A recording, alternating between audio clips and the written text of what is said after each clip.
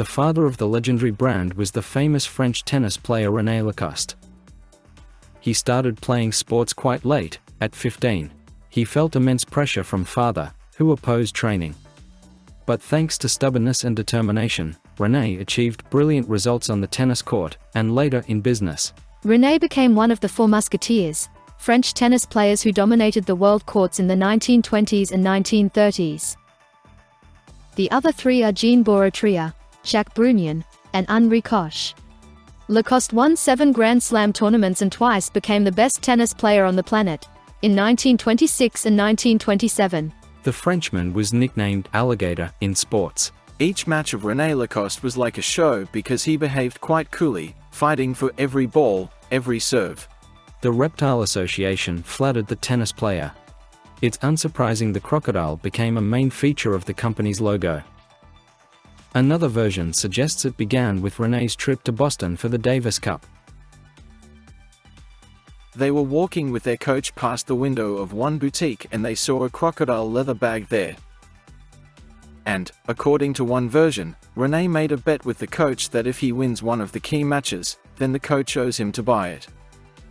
The Frenchman lost, but he seemed to like the crocodile bag so much that he decided to sew the emblem with the predator first on his clothes, and then on things of his own brand.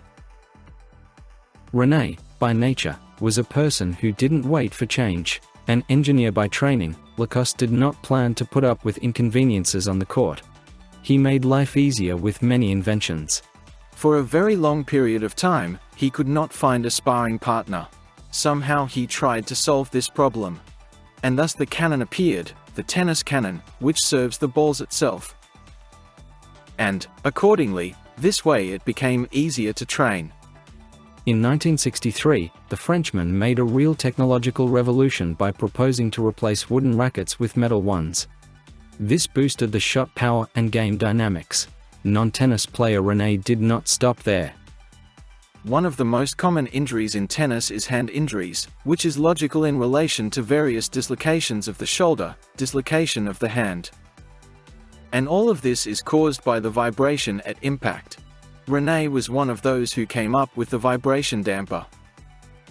This is a special sticker on the racket that overcomes vibration. René did not like the clothes in which he had to perform at competitions. Long sleeves and stiff collars hindered movement.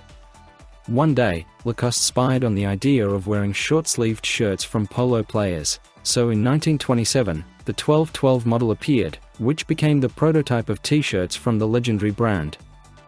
It allowed for easier movement and a much more comfortable feeling on the court. It caused a certain revolution in clothing, although any tennis federation was not very happy, because they considered that the very appearance of the athlete was a little provocative. But the athletes appreciated the comfort, and they still perform in polo shirts. René's immersion in sports helped him understand his target audience. So, soon there were also light sneakers for playing tennis from Lacoste. René Lacoste officially registered his business in 1933. By that time, he had completed his sports career and was immersed in business. He partnered with French entrepreneur Henri Gillier. The company was named La Société Chemise Lacoste, that is, Shirts from Lacoste.